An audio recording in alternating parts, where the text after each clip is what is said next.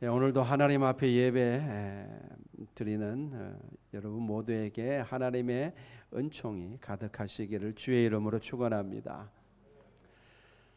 오늘 설교 제목을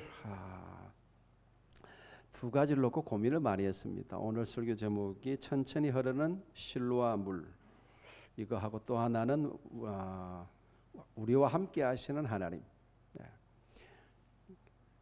고민하다가 오늘 이거로 정했는데, 왜냐 그러면 천천히 흐르는 실로와 물이라는 말이 너무 인상적이고 너무 저한테 굉장히 깊이 와닿았습니다. 일주일 내내 이 말씀 갖고 이렇게 묵상을 하면서 제가 참 위로도 많이 받았어요. 그렇구나, 하나님은 그런 분이시지. 자, 오늘 이 말씀을 통해서 하나님께서 저에게 주신 은혜를 여러분들에게도 함께 주실 줄로 믿습니다. 자, 이사야서를 우리가 지금 묵상하고 있죠. 이사야 선지자가 아내와 동침하여 아들을 낳게 됩니다. 선지자는 혼자 살 것 같은데 결혼을 해가 아들을 낳았어요. 자, 근데 그 아들을 낳았는데 둘째 아들이에요. 근데 하나님이 갑자기 그 아들의 이름을 지정해 주시죠. 마헬살랄 하스바스라고 지어라. 이렇게 갑자기 하나님께서 이름을 줘요. 이거는 일종의 하나님의 예언이죠. 하나님의 예언이고 하나님의 징표입니다. 앞으로 되어질 일들에 대해서 그 아들의 그 이름을 통해서 하나님이 하실 일을 예고하시는 거죠. 자, 마헬살랄 하스바스가 무슨 뜻이냐? 이 네 개의 단어가 합쳐진 단어인데요. 이게 마헬 그러면은 빠르다라는 뜻이고, 살랄 그러면은 노략질 그런 뜻입니다. 하스바스도 똑같은 뜻이에요. 하스 그러면 그것도 빠르다는 뜻이고, 바스는 노략, 그것도 똑같이 약탈 뭐 그런 의미예요. 그러니까 노략이 빠르다, 약탈이 빠르다 이렇게 반복해서 이름이 그런 직역하면 그런 뜻이에요. 왜 반복해서 강조하느냐? 그것은 두 나라에 대한 하나님의 경고이기 때문에 그렇습니다. 한 나라는 어디입니까? 북이스라엘. 또 한 나라는 아람 왕국. 그래서 이 두 나라, 그래서 4절에 하나님께서 친히 또 그 이름에 대해서 해석해 주시죠. 이 아이가, 이 마헬살랄 하스바스라는 아이가 아빠 엄마라 부를 줄 알기 전에, 보통 아이들이 한 2-3살 되면 엄마 아빠 그러잖아요. 그러니까 3년이 되기 전에 다메섹의 제물, 다메섹은 아람 왕국의 수도입니다. 그 다음에 사마리아의 노략물, 사마리아는 북이스라엘의 수도예요. 두 나라의 수도가 완전히 틀리고 그 노략물이 아수르 왕 앞에 속히 옮겨질 것이다 라는 의미가 마헬살랄 하스바스라는 그 이름 안에 들어가 있는 거예요. 일종의 하나님의 예고죠. 자, 배경은 이렇습니다. 매일매일 하나님의 말씀 묵상을 성실히 하신 분들은 뭐 이미 다 아시겠죠. 그러나 모르는 분들을 위해서 제가 잠깐 설명하겠습니다. 그러니까 북쪽에 이게 그때 당시 이스라엘은 우리나라처럼 남북이 분단되어 있었죠. 그죠? 북이스라엘과 남유다. 그리고 북이스라엘 위에도 나라가 하나 있었는데 지금이 시리아입니다. 그러니까 아람 왕국이라는 나라가 있었고 그렇습니다. 그런데 어느 날 갑자기 그 국제적인 정세를 이야기하는 것은 뭐 너무 골치 아플 것 같고 그냥 심플하게 이야기를 하면, 어느 날 갑자기 그 아람 왕국과 북이스라엘이 연합군을 형성해 가지고 남유다 왕국을 쳐들어온 거예요. 요즘으로 하면은 뭐 이런 거와 비슷한 거죠. 중국 군과 북한군이 연합군을 이루어서 우리나라를 쳐들어온 거하고 비슷한 거예요. 그러니까 얼마나 놀랐겠어요. 전혀 준비도 하지 않고 이렇게 방비도 하지 못하고 있는데 쳐들어왔으니까 뭐 굉장히 나라가 위기에 처할 수밖에 없었죠. 백성들의 마음들도 굉장히 두려워 떨었고 뭐 그런 상황입니다. 나라가 망할 수도 있는 그런 위기 상황이죠. 근데 그때 하나님께서 이사야 선지자를 그 아하스 왕, 그때 남유다 왕국의 왕이 아하스 왕이었습니다. 아하스 왕에게 이사야 선지자를 보내가지고 뭐라고 말을 전하냐 그러면, 아하스야, 두려워하지 마라. 두려워하지 마라. 그 르신과 르말리아의 아들 베가를 두려워하지 마라. 두 나라 왕의 왕국의 왕을 두려워하지 마. 그들은 연기나는 부직갱이 그루터기와 같다. 아무것도 아니라는 이야기죠. 그러니까 너는 두려워하지 말고 낙심하지 말라. 그렇게 하나님께서 말씀을 전합니다. 근데 아하스 왕이 그 말을 안 믿어요. 왜냐하면 아하스 왕은 하나님을 섬기는 사람이 아니었거든요. 그럼에도 불구하고 하나님은 거의 반강제적으로 하나의 징조를 주십니다. 징조를 주시면서 하시는 말씀이 그 유명한 임마누엘에 대한 말씀입니다. 보라, 처녀가 잉태하여 아들을 낳을 것이요 그 이름을 임마누엘이라 하리라. 이 약속의 말씀과 징조를 주십니다. 여러분 다 아시다시피 임마누엘은 무슨 뜻이죠? 네? 물결이 임마누엘이 무슨 뜻이에요? 모를 수도 있죠. 하나님이 우리와 함께 하신다, 그런 뜻입니다. 하나님이, 그러니까 이건 일종의 약속이죠. 약속입니다. 그러니까 지금 벌벌 떨고 있는 아하스 왕과 남유다 백성들에게 하나님께서 뭘 약속하시는 겁니까? 내가 너희와 함께 하겠다. 그러니까 너희들의 멸망하는 일은 없을 것이다. 하나님 지금 그 약속을 하고 계신 거예요. 그 아람과 북이스라엘의 연합군이 아무리 군사력이 강하다 할지라도 그들은 남유다 왕국의 정복의 뜻을 이루지 못합니다. 왜 그렇습니까? 하나님이 함께 하시니까. 오히려 하나님은 아람과 북이스라엘 두 나라가 아수르 제국에 의해서 멸망당하게 될 것을 말씀하시면서 그 증표로 이사야 아들의 이름을 마헬살랄 하스바스라고 지어라고 하신 거예요. 그러니까 결국 뭐가 관건이냐 그러면 하나님이 함께 하시느냐 하나님이 함께 하시지 않느냐 하는 게 관건인 거예요. 군사력이 강하냐 약하냐 하는 것은 관건이 아닌 거예요. 그것도 중요한 문제이긴 하지만 사실은 결정적인 것은 하나님이 함께 하시느냐. 여러분 군사력을 비교해 보면 남유다 왕국이 게임이 안 되죠. 비교할 수 없을 정도로 두 나라가 합쳐서 쳐들어왔으니까 군사력에서는 확실히 밀리죠. 그러나 하나님이 함께 하시면은 군사력이 문제가 되지 않는다는 겁니다. 하나님이 함께 하시기로 약속하시기 때문에 예루살렘 성은 난공불락성이 되는 거예요.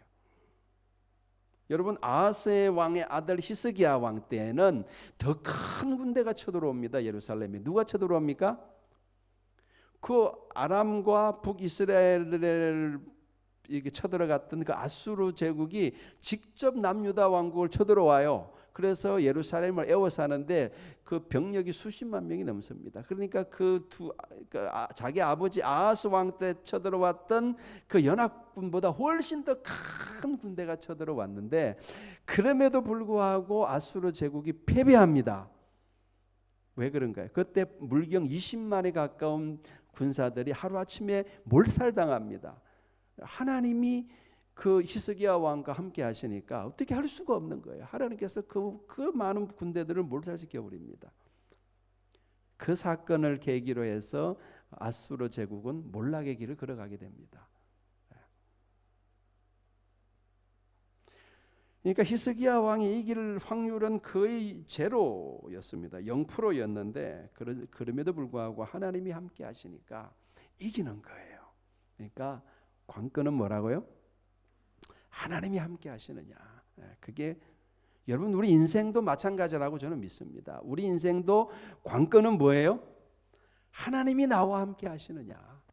이게 관건인 거예요. 하나님이 우리 교회와 함께 하시느냐, 하나님이 우리 가정과 함께 하시느냐, 이게 관건인 줄로 믿습니다.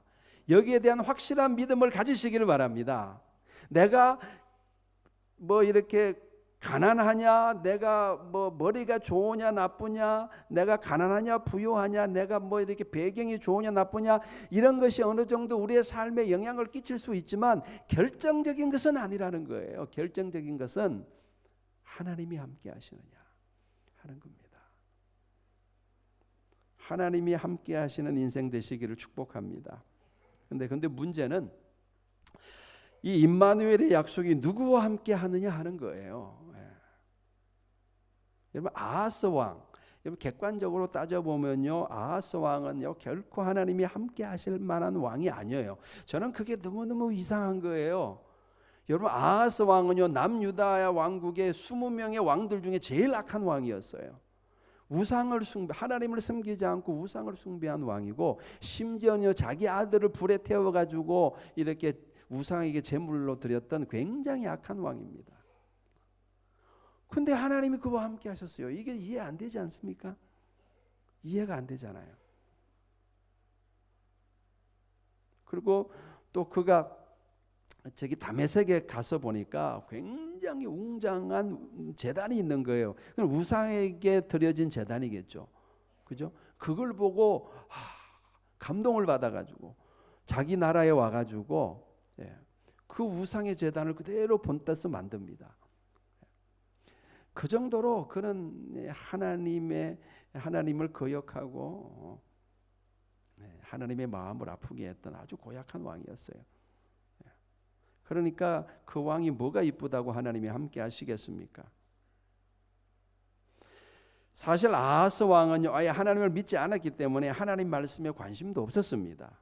그래서 하나님이 아하스 왕에게 징조를 구하라 그러니까 난 징조 안 구합니다 이러죠. 무슨 말입니까? 한마디로 하나님이 주시는 징조 관심 없다는 거예요. 나는 하나님을 시험하지 않겠습니다. 뭐 이렇게 점잖게 그렇게 말하는데 사실은 하나님에 대해서 1도 관심이 없는 거예요. 하나님이 징조를 주신다고 그러니까 필요 없습니다. 이렇게 말할 정도로. 그런데도 하나님은 반강제적으로 징표를 주셨는데 어찌 보면요 아하스는 관심 없다고 하는데 지금 하나님이 매달리고 있는 형국이에요. 이상하지 않아요? 아하스가 그렇게 훌륭한 왕도 아니고 굉장히 악한 왕인데도 지금 이게 이사야서나 또는 열왕기하 쭉 읽어보면요 하나님이 매달리고 있는 형국이에요. 저는 이런 일련의 기사들을 읽으면서 깨닫는 것이 하나님이 함께 하시는 것이 그 사람의 인격이나 성품 또는 행적과 상관이 없을 수도 있겠구나 하는 생각을 하게 됩니다. 잘 들으시기를 바랍니다. 하나님이 아까도 말씀드렸지만 아하스 왕과 함께 하신다는 것은 사실 말이 안 돼요. 어떻게 그렇게 악한 왕과 함께 할 수 있단 말입니까? 그럼에도 불구하고 하나님이 아하스 왕과 함께 하실 수밖에 없는 이유가 있었는가? 그걸 우리는 성경 속에 찾아야 되잖아요. 그죠? 저는 그것을 7장 6절에서 찾습니다. 우리 같이 한번 찾아서 읽어보겠습니다. 이사야서 7장 6절.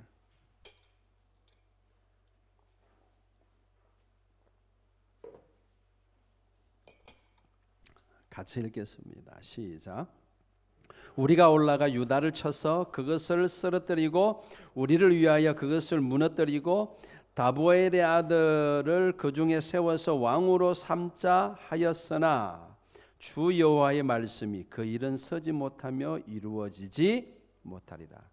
지금 여기 우리는 누굴 말하는 거예요? 아람과 북이스라엘 두 왕이 지금 모의하는 거죠. 우리가 쳐들어가 가지고 그 남유다 왕국을 무너뜨리고 그리고 그 다윗 왕가를 이게 패하고 그리고 다보엘의 아들 중에 왕을 삼자. 근데 하나님이 뭐라 그러시는 거예요? 그건 너희들 이루어지지 않는다. 한마디로 북이스라엘과 아람 연합군이 전쟁에서 이기면 다윗 왕가의 혈통은 끊어지게 됩니다. 그러면 어떤 일이 벌어집니까? 하나님의 입장에서 여러분 예수 그리스도께서 이 땅에 오셔야 되잖아요. 아브라함과 다윗의 자손으로 오셔야 되잖아요. 근데 지금 이 두 왕은 사단의 지금 계략에 빠져가지고 사단에게 속아가지고 다윗 왕가를 피하겠다고 지금 하는 거예요. 하나님의 뜻을 정면으로 거역하고 있는 거예요. 이 뜻은 이루어질 수가 없는 거예요. 그래서 아하스 왕이 비록 하나님을 섬기지 않는 악한 왕이지만 하나님이 남유다 왕국과 함께 하셔가지고 그 사단의 계략이 이루어지지 못하도록 하나님이 하신 거예요. 다시 말해서 하나님의 영광을 위하여, 하나님의 거룩하신 이름을 위하여 아하스 왕이 이뻐서 그런 게 아니라 임마누엘의 약속을 하신 거라고 보여집니다. 여러분 오늘날도 마찬가지입니다. 임마누엘의 약속을 예수님도 우리에게 하셨습니다. 내가 세상 끝날까지 항상 너희와 함께 하리라. 항상 함께 있으리라. 임마누엘에 대한 약속을 우리에게 하셨어요.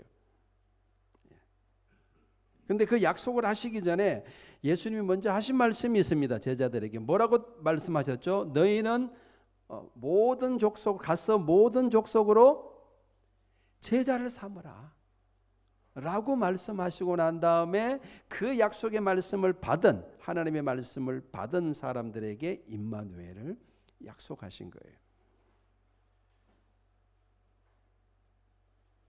그러니까 구약도 그렇고 신약도 그렇고 제가 아까 그랬죠.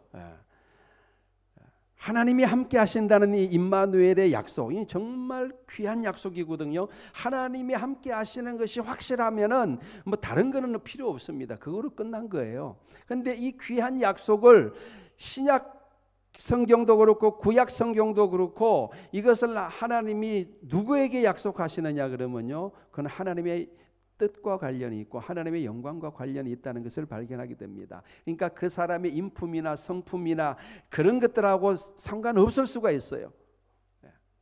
그런 것과 상관없이 하나님의 뜻이 이루어지는 곳에 그곳에 하나님이 함께 하시는 거예요. 하나님의 나라와 하나님의 의를 먼저 구하는 그곳에 하나님의 거룩한 역사가 이루어져가는 그곳에 하나님의 뜻이 함께 하나님이 함께 하시는 거예요. 제가 발견한 건 그겁니다.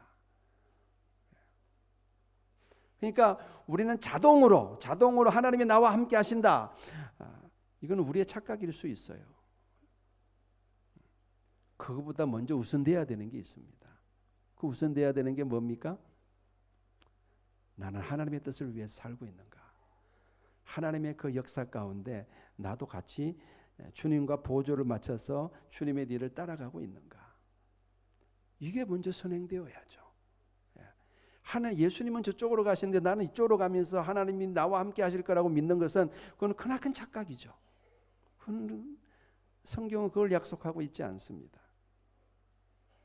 하나님의 뜻을 위해서 사는 사람들, 하나님의 나라와 하나님의 의를 먼저 구하며 사는 사람들, 하나님의 구원의 역사에 동참하는 사람들, 그것이 자의든 타의든 상관없습니다. 자발적으로 하든 억지로 하든 그것도 상관이 없습니다. 하나님의 거룩한 역사에 동참하는 모든 이들에게 주님은 임마누엘을 약속하고 계신 줄로 믿으시기를 바랍니다.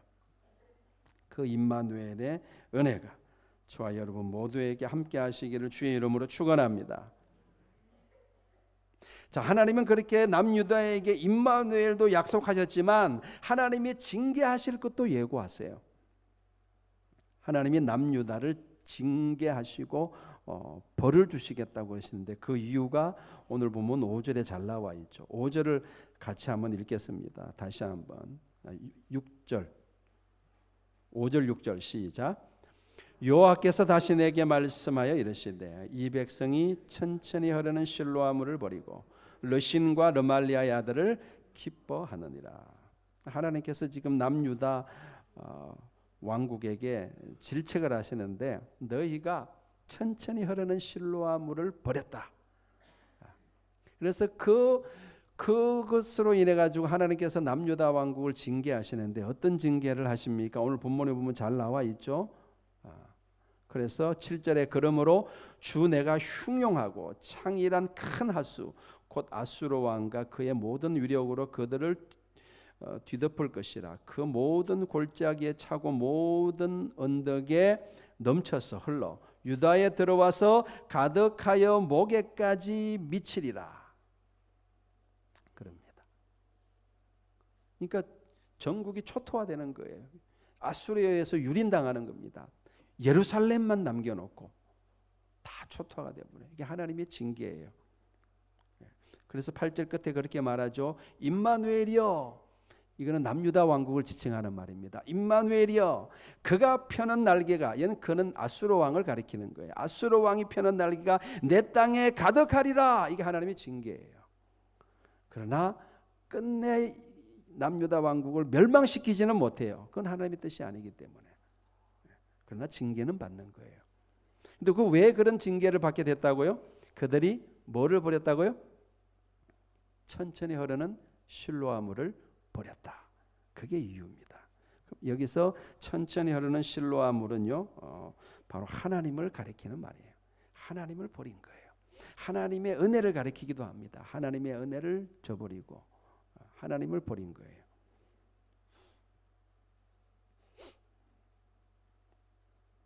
그럼 하나님을 왜 버렸느냐? 하나님에 대한 신앙을 왜 버렸느냐? 말 그대로 천천히 흐르기 때문에 그렇습니다. 남유다 왕국은 차라리 흉용하고 창일한 큰 하수를 바랬습니다. 흉용하고 창일한 큰 하수는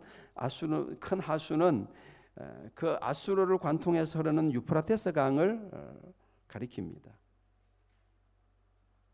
그러니까 그런 큰 하수, 이런 크고 웅장한 어떤 그런 것들을 하나님으로부터 기대했는데 이게 하나님은 쫄쫄쫄쫄 흘러가는 그 실로아 물과 같다는 거예요. 그래서 하나님에 대해서 실망을 한 거예요. 남유다 백성들이. 그래서 하나님에 대한 신앙을 저버린 거예요. 그 의미가 와닿죠, 그죠? 우리도 일상 삶 속에서 경험하는 바잖아요. 하나님의 은혜가 마치 이렇게 큰 강물처럼 이렇게 댐에서 그 본물이 터듯이 콱콱콱 하면서 우리 삶 가운데 흘러오면은 좋겠지만 하나님의 은혜는 그렇게 임하기보다도 실로아 물처럼 천천히 고요히 흐르면서 그렇게 우리 삶 가운데 하나님의 은혜가 흐릅니다. 답답한 거예요. 그러니까 남유다 왕국 입장에서는 답답한 거예요. 그래서 어떻게 합니까? 아하스 왕은 결국은 하나님을 의지하는 것을 저버리고 누구에게 달려갑니까? 아수르에게 달려가요. 그래서 도움을 요청합니다. 지금 연합군이 쳐들어왔는데 형님 우리 좀 도와주십시오.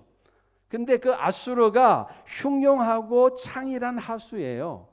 그러니까 그 아수르를 의지하니까 하나님께서 그에 대한 징벌로 그 아수르가 그 흉용하고 창일한 하수가 이렇게 본물 터지듯이 터져서 남유다 왕국을 휩쓸게 하나님께서 만드신 거예요.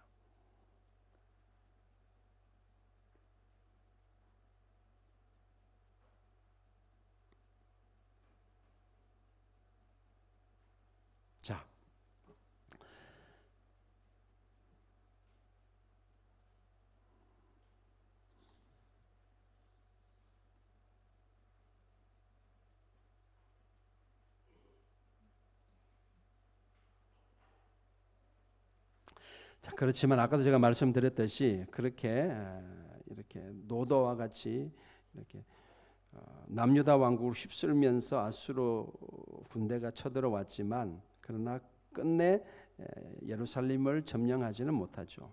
왜 그렇습니까? 그게 오늘 본문 10절에 9절 10절에 그걸 말하는 겁니다. 지금 9절 10절은 누구에게 하는 말입니까? 너희 민족들아 함성을 질러 보아라. 그러나 끝내 패망하리라. 너희 먼 나라 백성들아 들을지어다 너희가 허리를 동이라. 그러나 끝내 패망하리라. 너희 띠를 띠라. 그러나 끝내 패망하리라. 너희는 함께 계획해라. 그러나 끝내 이루지 못하리라. 누구에게 하시는 말씀이에요? 그 아수르에게 하시는 말씀이에요. 네가 계획하고 네가 하고 할 수 있는 일은 다 해봐라. 그러나 끝내 네 뜻은 이루어지지 아니할 것이다. 그 이유가 뭡니까? 10절 끝부분에 이는 하나님이 우리와 함께 계심이라. 결국은 아수르의 뜻을 이루지 못하게 되는 것이죠. 여러분들 임마누엘의 은혜를 받은 주의 백성들은 흉용하고 창일해 보이는 그 유프라테스 강을 사모하지 말아야 합니다. 오늘 이사야 선지자가 전하고자 하는 메시지의 핵심이 바로 이것이라고 믿습니다. 천천히 흐르는 실로아 물은 보기에는 시원찮아 보이지만 그러나 하나님의 백성들은 그 물을 마시고 살아야 하는 것입니다. 여러분 실로아 물이 천천히 흐른다는 말은 사람이 보기에는 미약해 보인다는 뜻이죠. 그러나 그 안에 하나님의 구원의 역사와 하나님의 권능이 들어가 있음을 믿으시길 바랍니다. 사람이 보기에는 아무것도 아닌 것 같아도 하나님의 권능이 그 중에서 역사하시는 것입니다. 천천히 흐르는 실로암 물처럼 하나님은 아주 천천히, 그래서 때로는 느낄 수 없을 정도로 천천히 은혜를 주시기도 하고 복을 주시기도 합니다. 그런데 이처럼 천천히 임하시는 하나님의 도우심과 은혜를 믿지 못하고 우리가 불신앙에 빠져서 더 빠른 것이 없냐, 좀 더 강한 것이 없냐, 더 확실한 것이 없냐, 그러고 사단의 미혹을 받아서 하나님 외에 다른 것을 찾아 헤맨다면은 우리는 우리가 찾는 그것으로 인해서 우리는 어려움을 당하게 될 것입니다. 이것을 우리가 꼭 기억해야 됩니다. 비록 천천히 흐르는 것과 같이 실로 물이 그렇게 흐르지만 예루살렘 성 안의 사람들에게는 그것이 생명수였다는 것을 우리가 기억해야 됩니다. 사랑하는 성도 여러분, 유프라테스 강이 아무리 크고 강해 보여도 우리는 그것을 사모하거나 부러워해서는 안 됩니다. 실로암 물은 천천히 그리고 은밀하게 땅 밑에서 흘러도, 여러분 실로암 물이 땅 밑에서 흐른다는 건 무슨 말이냐 그러면은 그때 당시 히스기야 왕이 이렇게 지하에다가 수로를 뚫었어요. 그래서 그 밖에서 물이 흘러서 예루살렘 안에 그 실로암 연못에 가게 만든 거예요.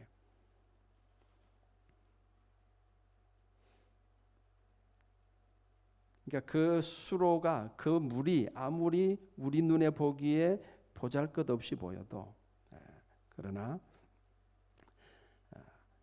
그것이 우리를 살리는 생명수이고 하나님 우리 가운데 그렇게 역사하신다는 사실을 오늘 우리가 본문을 통해서 다시 한번 우리가 기억하고 우리가 신앙생활을 어떻게 해야 될지를 우리가 다시 한번 생각하는 그런 시간 되었으면 좋겠습니다.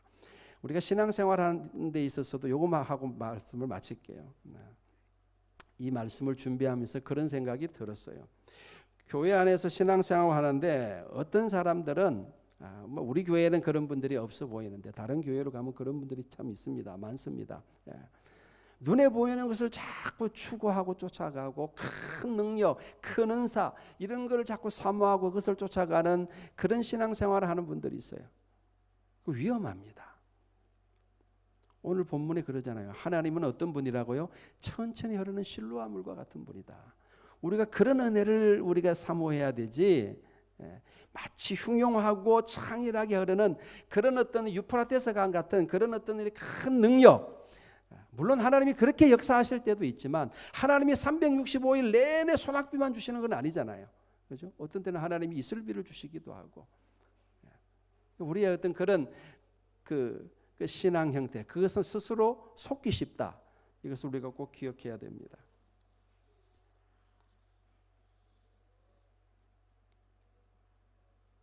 그래서 우리가 신앙생활할 때 비록 우리가 지하에서 모여서 얼마 되지 않는 성도들이 모여서 우리가 보기에는 뭐 별 것 없는 것 같고 그리고 힘이 없어 보이고 그렇지만 그러나 여러분들 이 속에 하나님의 은혜가 있음을 믿으시기를 바랍니다. 내가 매일매일 하는 그 일상생활 가운데 하나님의 은혜가 흐르는 것을 여러분 믿으시기를 바랍니다. 하나님의 은혜는 우리의 삶의 자리에서 그렇게 실로암 물처럼 천천히 흘러오는 거예요.